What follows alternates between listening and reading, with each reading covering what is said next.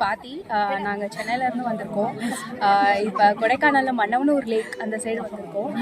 இங்கே வந்து பார்த்திங்கன்னா கயக்கிங் அண்ட் ஜிப் லைன் எல்லாமே போனோம். சூப்பராக இருந்தது எல்லாமே. அண்ட் வந்து ஹார்ஸ் ரைட் போனோம். அண்ட் லைக் அந்த சென்னையில் இருக்க கிளைமேட்டை விட இங்கே ரொம்ப கூலிங்காக இருக்குது.